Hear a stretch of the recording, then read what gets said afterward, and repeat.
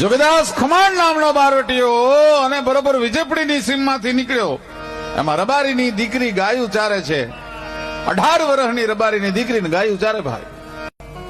એ રબારીની દીકરી 17-18 વર્ષની દીકરી ગાયું ચારે ને એમાં જોગીદાસ ખમાણના ઘોડા નીકળ્યા. 3 ગાઉનો તરપેટો અને ધોમ ઉનાળાનો તાપ તપે.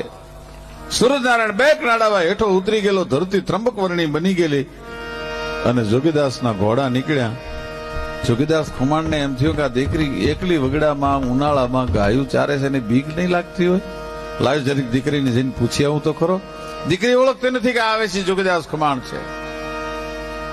દીકરીની બાજુમાંથી ઘોડી લે અને જોગીદાસ ખમાણે એટલું કીધું કે બેટા, વગડામાં એકલી અટાણે ખરા બપોરે તું ગાયું ચારસ, બીક નથી લાગતી? અને તેથી સૌરાષ્ટ્રની દીકરી બહુ સરસ બોલી. એણે એમ કીધું કે બાપુ, જોગીદાસ ખમાણ જ્યાં સુધી બારવટે છે ત્યાં સુધી કોના બાપની તાકાત છે સૌરાષ્ટ્રની બેન દીકરીની સામે ઊંચી નજર કરી શકે?